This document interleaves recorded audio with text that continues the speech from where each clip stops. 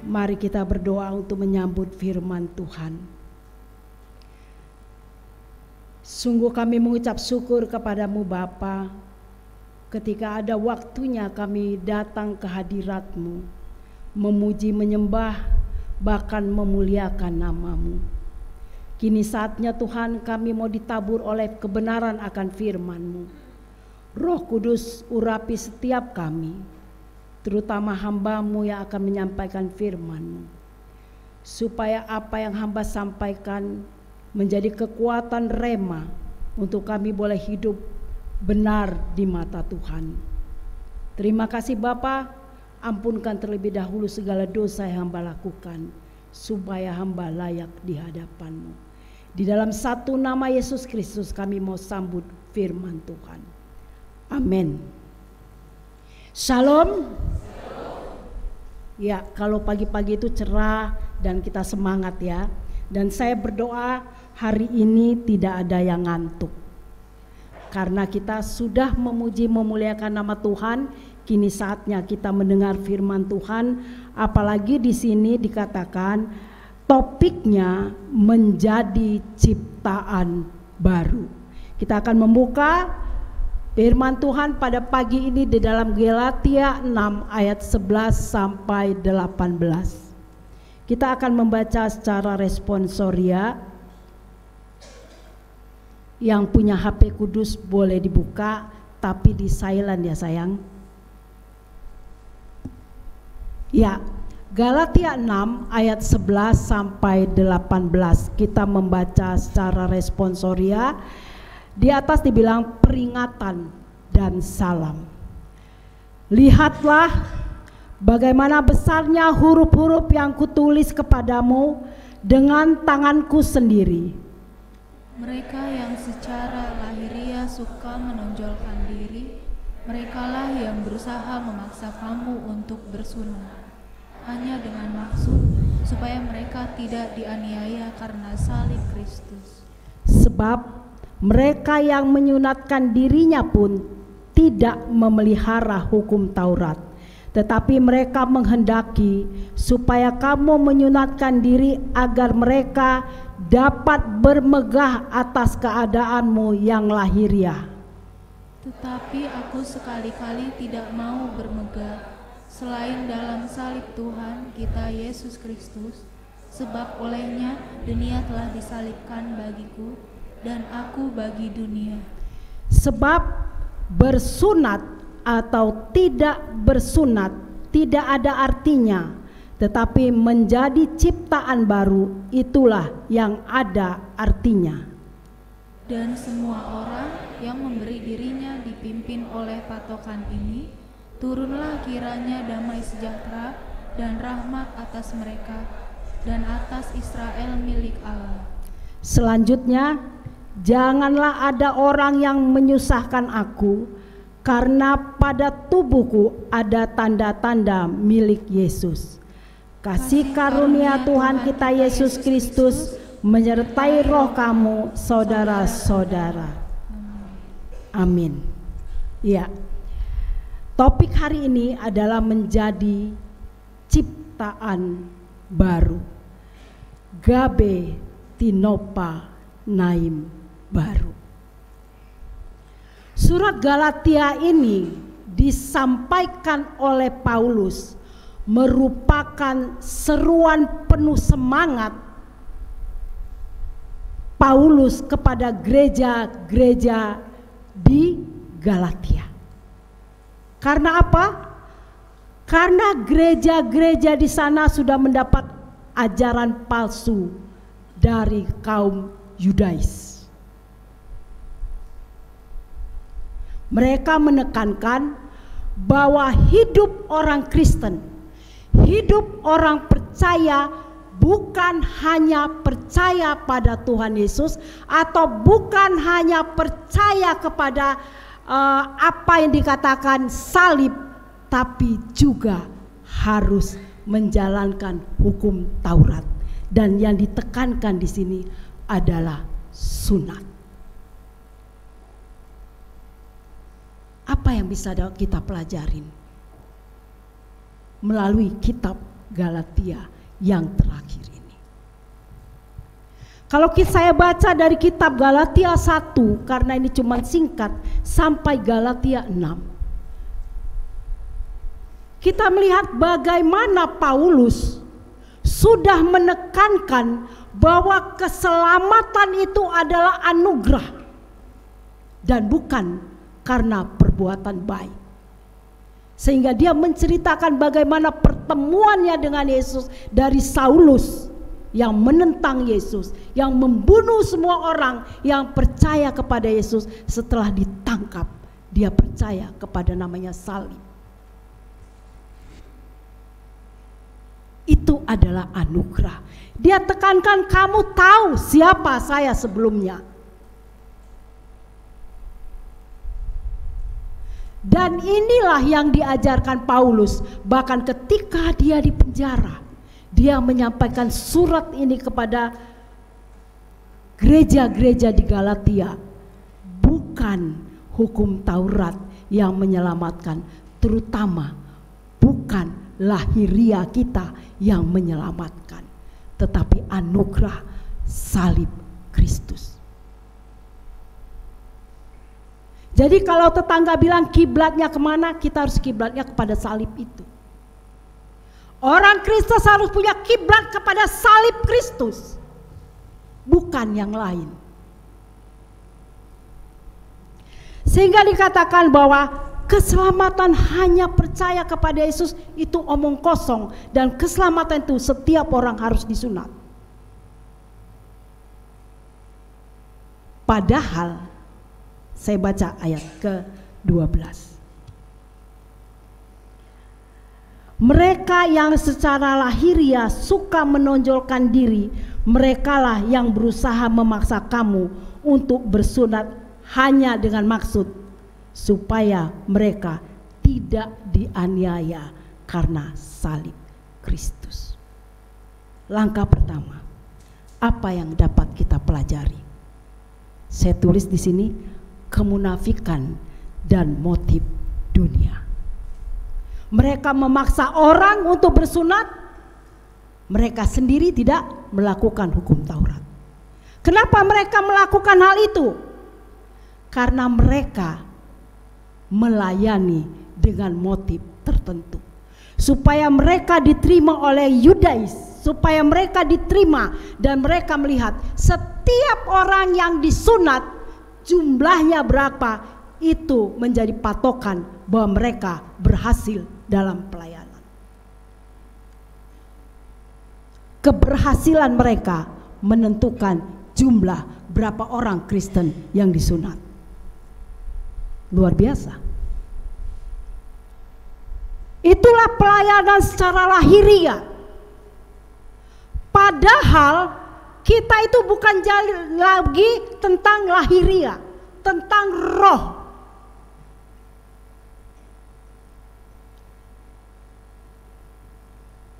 Karena Tuhan tahu tidak ada seorang pun yang dapat melakukan hukum Taurat. Tidak ada. Tidak ada seorang pun yang lulus sehingga dia menyerahkan anaknya yang tunggal, yaitu Yesus Kristus, supaya setiap orang yang percaya kepadanya tidak binasa, melainkan memperoleh hidup yang kekal. Tetapi mereka tetap memaksakan. Aneh kan? Kalau saat ini kita dipaksakan bahwa setiap orang Kristen harus mempunyai kalung salib secara jasmani, atau tato salib yang menandakan bahwa mereka orang Kristen. Berarti itu agama duniawi. Bukan rohnya dirubah, bukan hatinya yang dirubah. Kita melihat di zaman sekarang ini banyak bentuk pelayanan yang kelihatan sangat rohani, tapi motifnya bukan rohani. Ada yang mau pujian manusia, firman Tuhan disampaikan berkobar-kobar supaya dia mendapat pujian, bukan nama Tuhan dimuliakan. Ada juga orang yang mendengar, ada juga pembawa firman Tuhan, membuat pencitraan diri, dan bahkan ada yang lebih gawat, memperkaya diri. Ada. Jadi bukan zaman saat Galatia aja, saat ini juga kita harus hati-hati dengan Injil sosial atau Injil prestasi yang berfokus pada penampilan lahiriah dengan ukuran keberhasilan yang dangkal. Dengan tujuan apa tadi? Mementingkan diri sendiri dan memperkaya diri sendiri. Saya percaya kita semua sini sudah dewasa secara rohani, karena semua sudah lepas CD ya.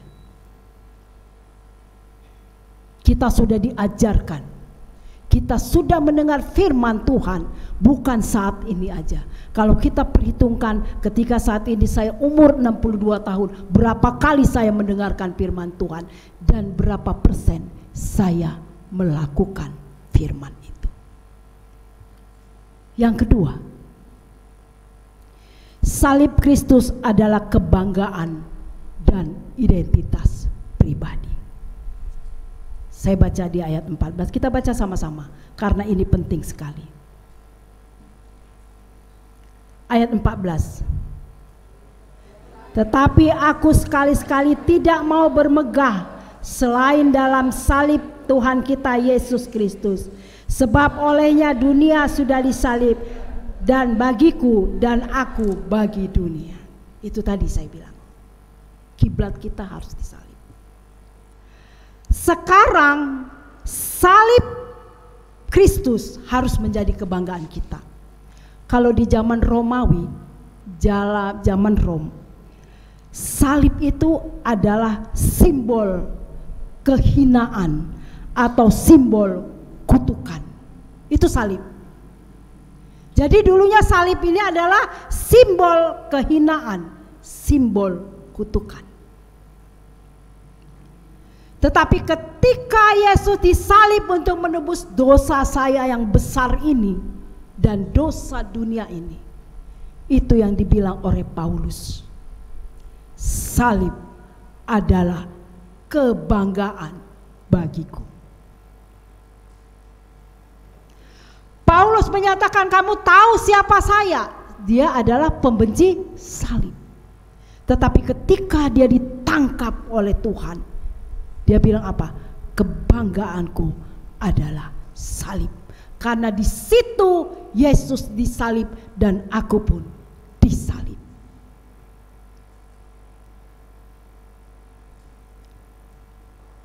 Apa kebanggaan kita saat ini? Sudahkah kita yang berusia Kristen, tanda kutip, kita sudah bangga dengan salib? Salib itu tidak gampang. Salib itu bukan menyatakan kemewahan, tetapi salib itu menyatakan penderitaan. Apa yang dialami Paulus ketika dia menerima Yesus sebagai Tuhan dan Juru Selamat, dia bukan yang senang, tapi dia dianiaya. Sekian kali, sekian ribu kali dia dianiaya. Dia masuk penjara di bawah, kalau penjara sekarang gedung ya seperti ini. Kalau zaman dulu penjara itu di dalam gua-gua yang dingin sekali, dan dia dianiaya seperti itu. Dan dia tidak memikirkan dirinya lagi, tapi dia memikirkan sudah berkumandangkah salib ke seluruh dunia. Itu yang dibanggakan oleh Paulus ketika dia sudah menerima Yesus. Dan zaman dulu nggak ada orang ke gereja dapat AC, duduk manis, itu masih ngumpet-ngumpet, masih jauh ke sana karena akan dihajar bahkan dibunuh ketika orang yang percaya kepada Yesus. Sekarang kita ini terlalu senang, Kita menikmati duduk manis, kita menikmati AC, bahkan kita menikmati apa? Nggak usah lagi buka ini, tek keluarlah itu yang namanya ayat-ayat firman Tuhan. Sudah gampang sekali. Sehingga ketika ada kesusahan dalam mengikut Yesus, kita berontak. Ketika ada hal yang tidak sesuai dengan firman Tuhan dan tidak enak di daging, kita pasti berontak. Karena kita ini sudah terlalu terlena dengan pelayanan seperti ini. Nggak ada lagi panas, nggak ada lagi saya pegang-pegang kipas ya. Tapi anehnya itu membuat kita ngantuk ketika firman Tuhan disampaikan. Bahkan ketika firman Tuhan disampaikan, saya suka kadang-kadang duduk di atas. Kadang-kadang sudut sana, kadang-kadang sudut sana, hanya memperhatikan berapa orang yang fokus dengan firman yang disampaikan oleh orang yang di sini, hamba Tuhan yang di sini. Masih loh bisa buka YouTube ketika dengar khotbah. Tujuan datang ke gereja adalah memuliakan Tuhan. Berapa jam? Saya dikasih waktu 20 menit katanya. Tapi tetap kita pergunakan untuk membuka yang namanya YouTube.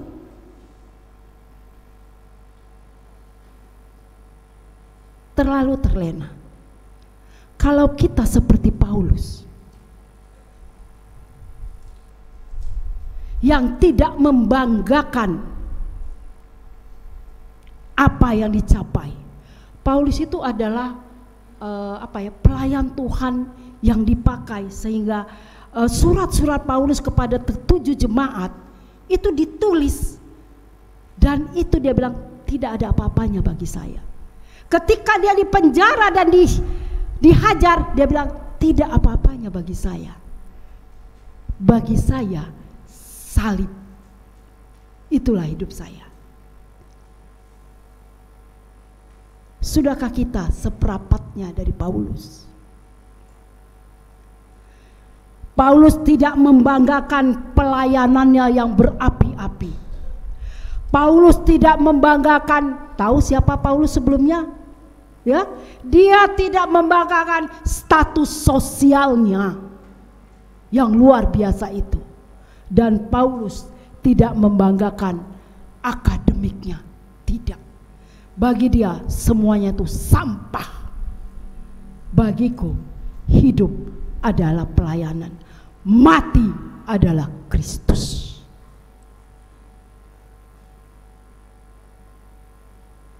Apa yang kita banggakan saat ini, saudara-saudara yang kekasih dalam Yesus Kristus? Pelayanan kita kah? Keluarga kita kah? Suami kita kah? Kekayaan kita kah? Kedudukan kita kah? Semuanya sementara. 14 Juni ketika suami saya meninggal, ditinggalkan semua. Tidak ada yang bisa dia bawa.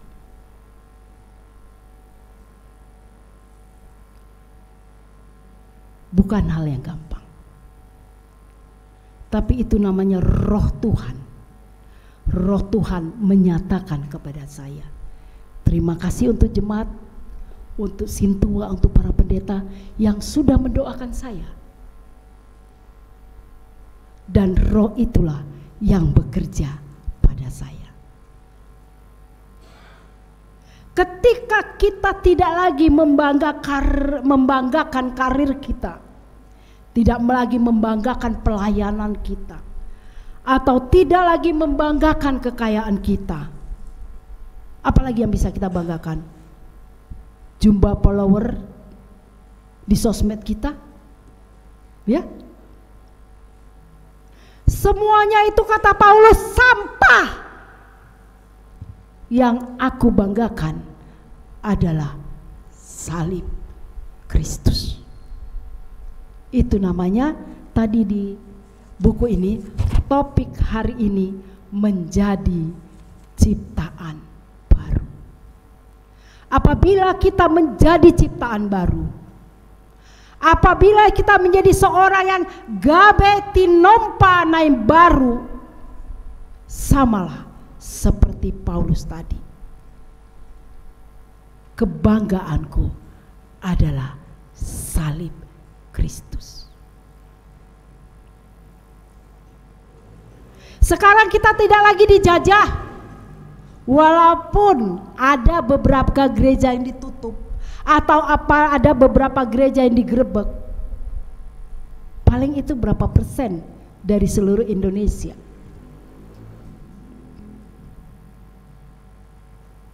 Dan kita mendoakan mereka bisa bertobat. Saudara-saudara yang kasih dalam Yesus hidup,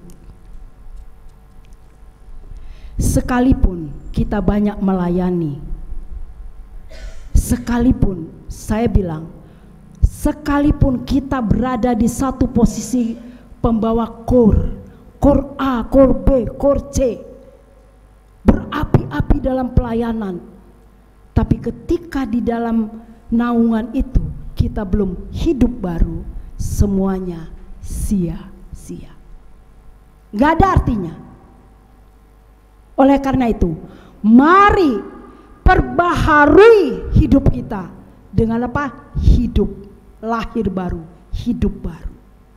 Tadi saya buka sedikit dari YouTube. Nah, itu enaknya sekarang ya.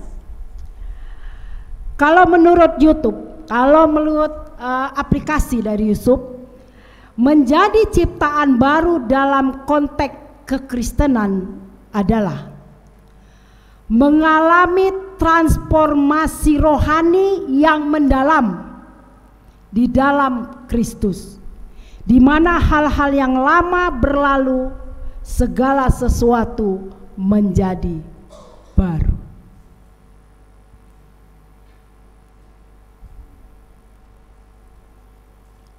Bagaimana kita? Sudahkah kita bangga dengan salib itu? Atau kita hanya sekedar membuat itu sebagai aksesoris hidup kita? Langkah terakhir, enak ini kalau udah terakhir nih. Tanda-tanda Kristus. Saya baca di ayat 17 dan 18. Selanjutnya, janganlah ada orang yang menyusahkan kamu, karena pada tubuhku ada tanda-tanda milik Kristus. Dalam tubuh Paulus ada tanda-tanda milik Kristus, bukan tanda salib yang kita sebagai aksesoris, atau bukan tato yang dibuat di tubuhnya sebagai aksesoris, tetapi memang seorang Paulus habis dianiaya dan tubuhnya habis dihancurkan. Bahkan pada akhir hidupnya dia mati dalam keadaan terpenggal. Dia bilang, seandainya, ya, dikatakan di sini. Selanjutnya, jangan ada orang yang menyusahkan aku. Saudara-saudara yang kekasih, seandainya kita tidak bisa menyenangkan orang lain, janganlah kita susahkan. Seandainya kita tidak menyusahkan orang lain, bagaimana caranya? Kadang-kadang begini, kalau seseorang itu biasanya ramah, ya, tiba-tiba dia diam, terus kita bilang, kayaknya aneh Inang itu ya, hari ini sepertinya dia tidak suka sama saya. Itu udah menyusahkan. Seandainya kita melihat seseorang, kita tidak membantu dia, kita tidak menyenangkan dia, kita tidak bisa membantu dia apapun, minimal harus kita mendoakan dia supaya dia kuat. Karena apa? Kita tidak tahu loh kesusahan masing-masing. Jadi jangan menjudge seseorang itu dalam kondisi apapun. Kita harus seperti apa kata Paulus, apa kata firman Tuhan pagi ini. Orang yang hidup baru adalah orang yang meninggalkan kelakuan lamanya. Paulus meninggalkan semua sampah itu. Dan dia hidup baru, kiblat kepada salib Kristus. Saudara-saudara yang kekasih dalam Yesus Kristus, apakah kita siap menanggung harga mengikut Yesus? Dunia tidak akan menjanjikan lebih baik. Peperangan di mana-mana terjadi. Tetapi ingatlah, kasih karunia Tuhan tetap ada pada kita. Karena kita HKBP Bonang Indah yang hadir, bahkan yang tidak hadir saat ini. Keselamatan adalah anugerah dan bukan hasil usaha manusia. Berbahagialah kita kalau kita bangga dengan salib Kristus. Karena itulah yang menjadikan hidup kita berbeda dengan di luaran sana. Bagaimana hidup baru itu bisa kita lakukan? Ketika ada kasih di antara kita yang sudah kita laksanakan. Kasih satu sama lain. Ketika saya berduka, semuanya datang menyampaikan turut berduka cita. Saya bilang, ternyata bukan saya aja yang kehilangan suami. Ada di Amasion yang kehilangan suara tiganya. Ada di jemaat yang kehilangan sosok seorang marga Nababan. Itulah kasih. Itulah ungkapan kasih. Ketika di dalam Galatia 5 ayat 22-23 kita katakan kasih sukacita. Jangan juga larut di dalam duka cita. Kalau saya larut di dalam duka cita, saya tidak berdiri di sini. Tapi saya tahu ketika minggu lalu saya masuk ke gereja ini, saya bilang, memang gak enak sih. Ya Tuhan, kali ini saya tidak diantar suami. Maaf ya, karena saya gak bisa setir motor, saya gak bisa setir mobil. Tapi firman Tuhan apa? Aku adalah pengantinnya Kristus. Naik jabatan. Positif. Iman.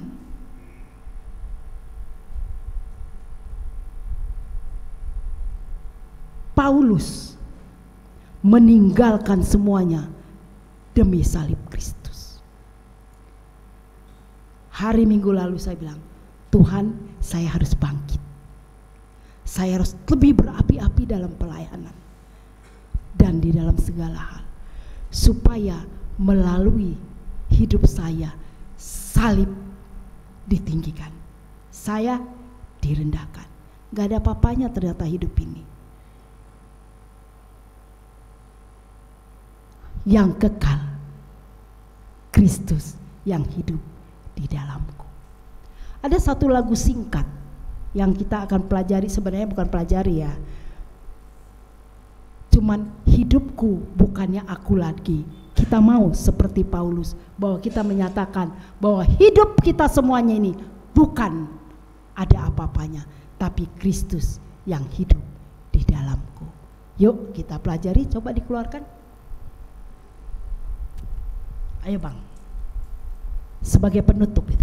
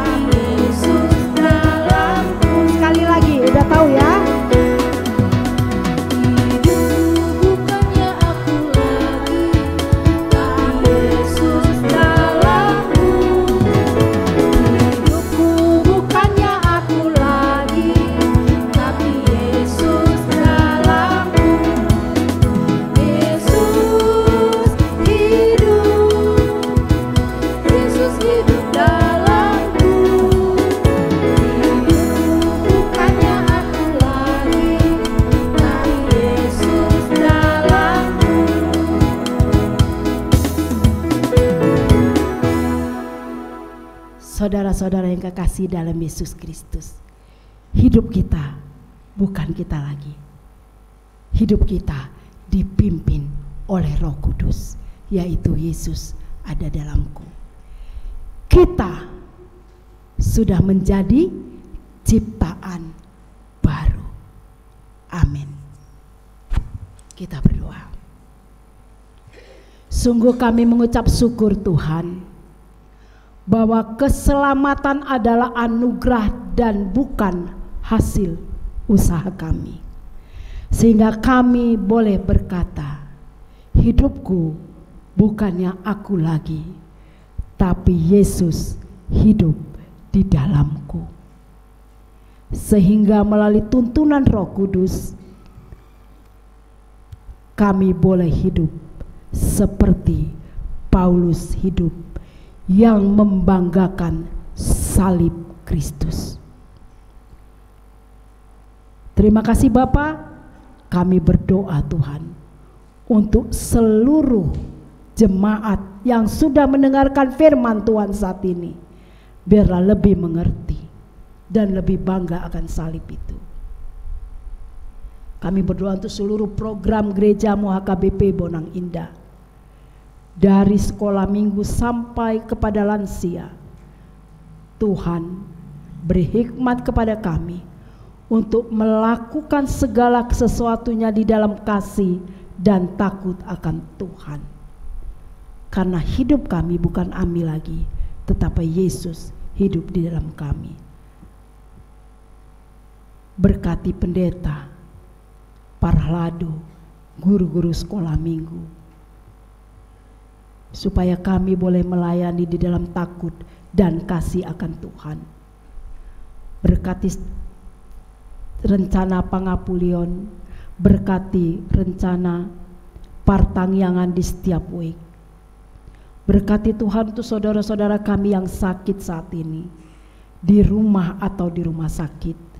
Tuhan, Engkau Allah yang sanggup memulihkan, menyembuhkan. Yang di dalam duka, Tuhan Engkau Allah yang sanggup membuat duka cita menjadi sukacita. Oleh karena Tuhan kami bangga punya Allah seperti Engkau. Jadilah kehendak Tuhan dalam kehidupan kami. Di dalam nama Tuhan Yesus Kristus kami percaya dan berdoa. Amin.